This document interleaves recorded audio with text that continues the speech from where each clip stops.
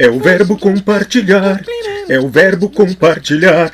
Salve, povo de Deus! Estamos de volta com o verbo compartilhar, mais um episódio. Galera, tá indo pra cima com vontade, hein? Então faça o mesmo. Clica no like, se inscreve no canal, aciona o sininho e compartilha esse vídeo com a pessoa que você ama e com aquelas pessoas que você quer compartilhar a palavra. Maravilha? Então, sem mais delongas, vamos nessa, roda a vinheta!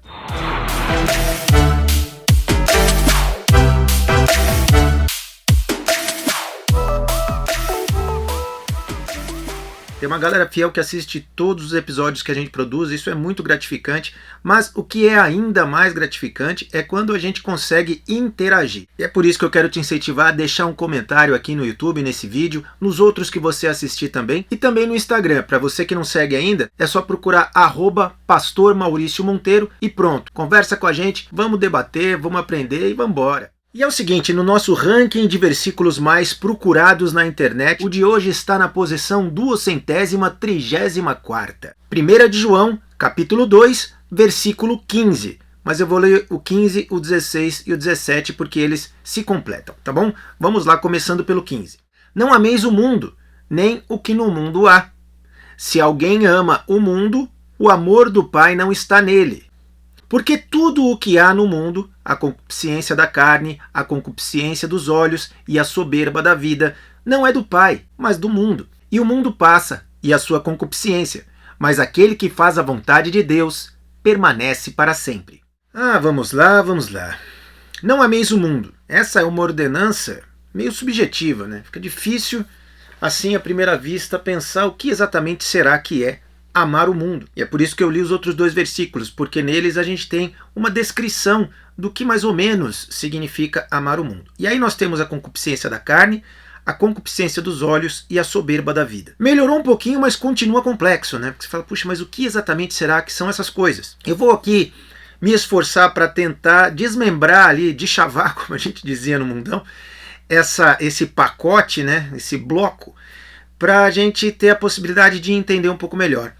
As concupiscências da carne são as inclinações naturais que a gente carrega, as coisas que a gente sente muita vontade de fazer ao ponto de nem ao menos conseguir se controlar. Tem gente que tem esse tipo de problema com comida, tem gente que tem com drogas, com bebida, mentira, né? A pessoa que resolve tudo na base da mentira. Tem os que têm problema com sexo, com promiscuidade, pornografia, enfim. Também tem aqueles que gostam de falar da vida dos outros e um monte de outras coisas, né? Já a concupiscência dos olhos tem a ver mais com a cobiça, né? Com as coisas que a gente deseja ardentemente ter, mas não tem. Progredindo para uma inveja profunda, assim, aquela coisa medonha mesmo, né? De querer, mas não poder, e é o que a gente fala de lamber com a testa, né? Pessoa que fica ali encostada na vitrine, assim, olhando o que está exposto na vitrine. E por último, a gente tem a soberba da vida, nessa explicação aqui. Soberba da vida, creio eu, que seja aquele orgulho, né, aquela arrogância, muitas vezes, de ter, né, e por ter, mostrar que tem. E esse ter, creio eu, que não seja apenas material, né, ter muitos carros, ou um excelente carro, um carro caríssimo, uma casa, ou duas ou três, ter status, ter uma posição social diferenciada, ter uma profissão ou um cargo diferenciado, ter fama ou ter uma reputação que muitas vezes nem ao menos condiz com a verdade, ela é muito mais uma construção daquilo que a gente espera que os outros pensem ao nosso respeito do que de fato o que nós somos. Outras coisas como essa que, segundo aqui o nosso versículo 16, são reprováveis. Eu sempre caio nessas horas, nessa questão de tentar entender até que ponto eu devo buscar me desvencilhar daquilo que porventura possa me classificar como um amante do mundo ou das coisas do mundo. Eu posso dizer, da minha parte, tenho uma paixão muito grande por música e por tecnologia musical. Eu sempre gostei demais de trabalhar em estúdio, de trabalhar com gravação, experimentar tecnologias. Eu sempre gostei demais disso. Eu tenho que admitir, isso rivalizava, né? E eu diria que até hoje rivaliza com a minha dedicação a Deus, porque a vontade que eu sinto de estar no estúdio, quando bate aquela vontade. Caracas, eu queria agora ir pro estúdio, criar uma música e ficar ali pirando, inventando história, experimentando timbres e piriri. Quando essa vontade bate, ela bate tão forte que é quase como que uma abstinência. Eu sei que fala assim, pô, mas aí está sendo radical demais. Mas é difícil, especialmente se eu tiver com um tempo vago, e aí eu tivesse que escolher entre aproveitar esse momento para dedicar a Deus, sacrificar esse momento de vontade, esse momento, né, esse desejo ardente de fazer algo que não tem problema nenhum, concorda? Que problema que tem fazer uma música, né?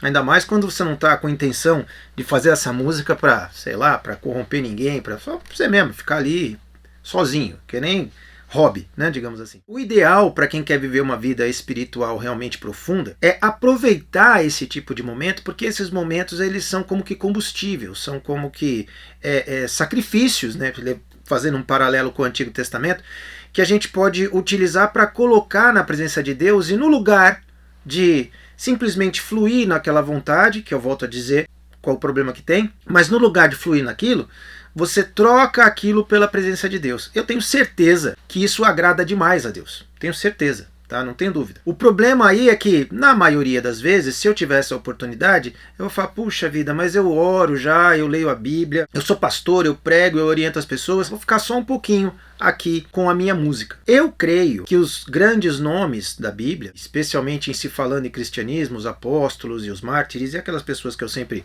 cito, eram pessoas que faziam isso com muitíssima frequência.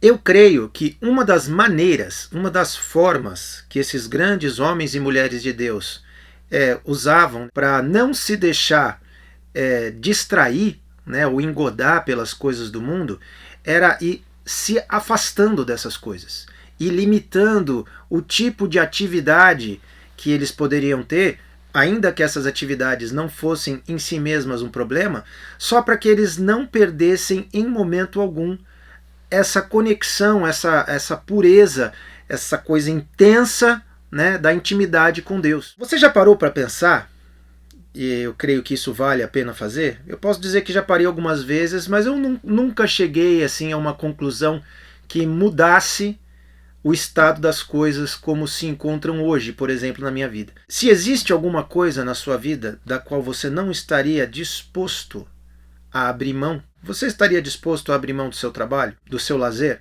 A Bíblia tem um trecho que é o próprio Jesus Cristo falando, né, que quem não nega pai e mãe, quem tem na sua própria família um impedimento para se entregar totalmente a Deus, não é digno de Jesus. Quer dizer, não tem como se considerar discípulo dele. Aí tem um monte de interpretação para isso, uma série de questionamentos e discussões em torno do que exatamente Jesus Cristo quis dizer com isso. O que eu entendo do confronto que essa palavra traz é que o nosso esforço tem que ser o de viver na eternidade, com uma mentalidade de eternidade, e evitar ao máximo estar envolvido com coisas que nos acolham de uma tal maneira a gente se sentir quentinho, sabe assim? Ai, que gostosinho ficar aqui, tão cômodo, tão confortável, tão agradável, puxa vida. O que eu fico aqui nesses pensamentos viajando é o quanto que essas coisas proporcionam um amolecimento para a carne, né? Aquela coisa da carne ficar bem à vontade, porque está tudo na mão. Quanto mais as coisas estão na mão,